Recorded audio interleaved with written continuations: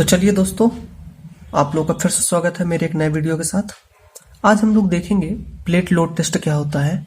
यह आप लोगों के सॉइल मैकेनिक्स का एक मोस्ट इम्पॉर्टेंट टेस्ट है जो आप लोग के एग्जाम में कई बार पूछा गया है।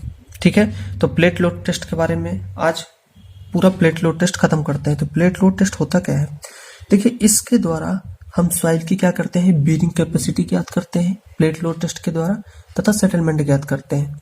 ठीक है, आप इससे बेरिंग कैपेसिटी ज्ञात करेंगे और सेटलमेंट ज्ञात करेंगे। ठीक है, अब कैसे ज्ञात करेंगे उसका प्रोसीजर भी देख लीजिए।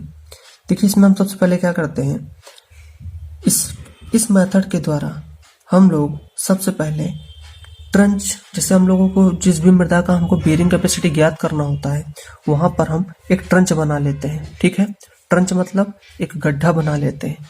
और गड्ढा कैसे बनाते हैं, गड्ढा जो हम लोग वहां पर बेस प्लेट, ये जो बेस प्लेट यूज की जा रही है, इस बेस प्लेट का 5 गुना से कम नहीं होना चाहिए। जो गड्ढा है वो 5 गुना से कम नहीं होना चाहिए। तो पहले पॉइंट में आप ये लिख सकते हैं कि इसके द्वारा हम सॉइल की बेरिंग कैपेसिटी तथा सेटलमेंट ज्ञात करते हैं।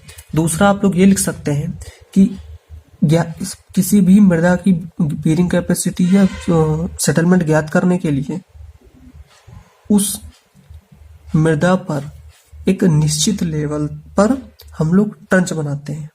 ठीक, ट्रंच की चौड़ाई यूज किए जाने वाले, ट्रंच की चौड़ाई कितने रखते हैं, ट्रंच की चौड़ाई यूज किए जाने वाले बेस प्लेट, जो हम लोग बेस प्लेट यूज कर रहे हैं, यूज किए जाने वाले बेस प्लेट की चौड़ाई से 5 गुना से अधिक होना चाहिए।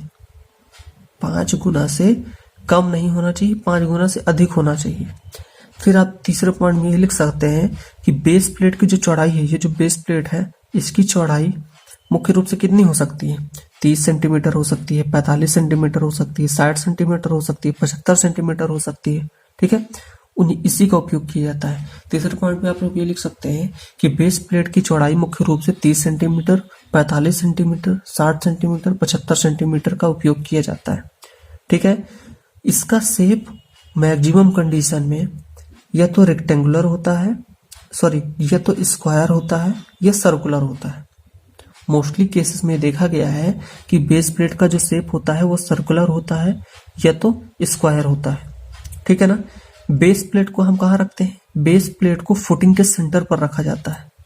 बेस प्लेट को फुटिंग के सेंटर पर रखा जाता है।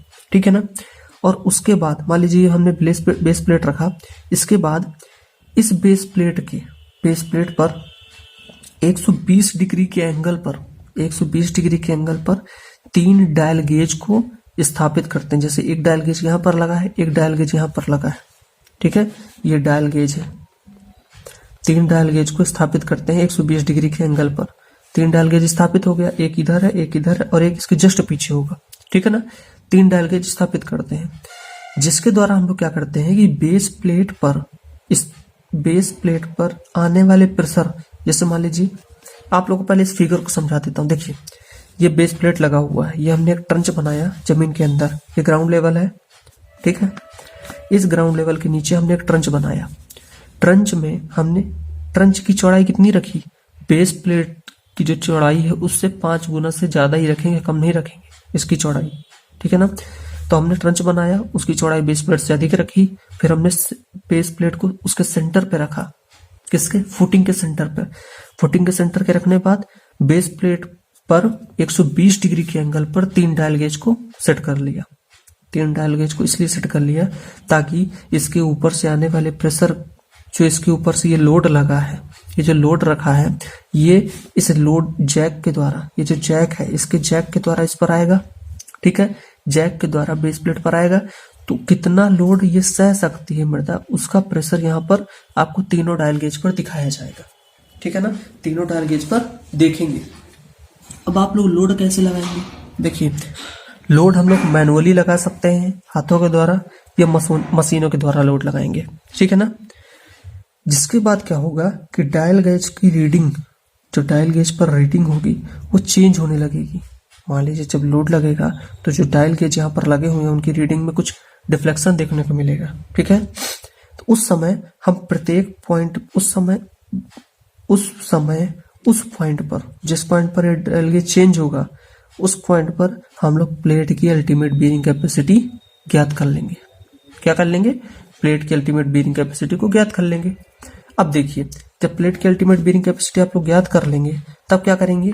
प्लेट की अल्टीमेट बीयरिंग कैपेसिटी के आधार पर, प्लेट की अल्टीमेट बीयरिंग कैपेसिटी के आधार पर फुटिंग का बीयरिंग कैपेसिटी ज्ञात कर लेंगे। प्लेट की अल्टीमेट बीयरिंग कैपेसिटी के आधार पर फुटिंग की अल्टीमेट बीयरिंग कैपेसिटी टरजागी के इक्वेशन के द्वारा ज्ञात कर लेंगे। अब टरजागी का निम्न इक्वेशन कौन कौन सा है? देखिए, टरजागी ने 2 इक्वेशन दिए थे।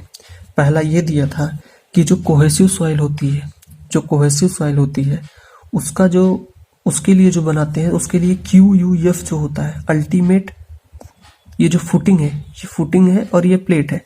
Ultimate bearing capacity of footing, footing की अल्टीमेट बीयरिंग कैपेसिटी और प्लेट की अल्टीमेट बीयरिंग कैपेसिटी इक्वल होगी कोहेसिव सॉइल के मुताबिक।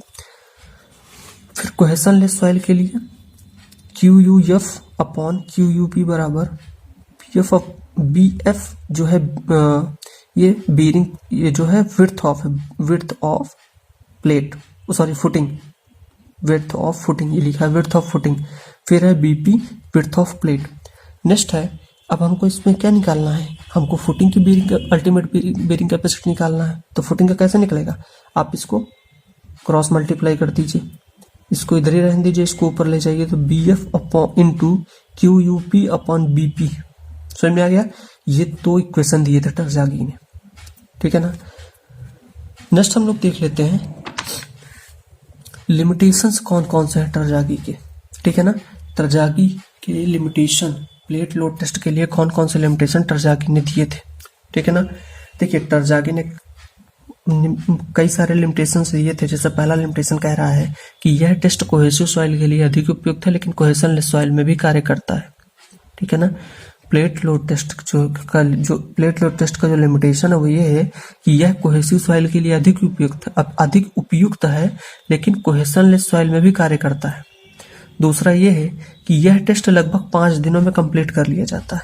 प्लेट लोड टेस्ट 5 दिनों में कंप्लीट कर लिया जाता है, लेकिन कोहेसिव सॉइल के सेटलमेंट की अपेक्षा में कोहेसिव सॉइल की जो सेटलमेंट होता है उसमें अधिक समय लगता है, ठीक है ना। इसका उपयोग मुख्य रूप से एयरपोर्ट तथा हाईवे मार्गों के लिए किया जाता है। किसके लिए करते हैं? एयरपोर्ट तथा हाईवे मार्गों के लिए किया जाता है। नेक्स्ट है, यह टेस्ट फाउंडेशन के साइज पर भी डिपेंड करता है कि फाउंडेशन का साइज कितना है, ठीक। नेक्स्ट है, यदि होमोजीनियस सॉइल नहीं है तो उस कंडीशन में टेस्ट रिजल्ट इनएक्यूरेट प्राप्त होगा। मैंने इससे पहले वाले में आपको बताया था कि जो सॉइल है उसका होमोजीनियस होना बहुत इंपॉर्टेंट है। होमोजीनियस होना बहुत इंपॉर्टेंट है। अगर होमोजीनियस नहीं है तो जो सॉइल है उसका टेस्ट रिजल्ट एक्यूरेट प्राप्त नहीं होता है। हम उसकी जो प्रॉपर्टीज होती है उसको अच्छे से अध्ययन नहीं कर सकते हैं, ठीक है ना। तो ये 5 लिमिटेशन थी। अगर आपको वीडियो पसंद आया हो, थोड़ा भी समझ में आया तो आप लोग इसको लाइक शेयर सब्सक्राइब जरूर करिएगा और बेल आइकन को प्रेस कर दीजिएगा ताकि जो आप आने वाली वीडियो जो है उसका नोटिफिकेशन आप लोगों को मिलता रहे। बहुत बहुत धन्यवाद।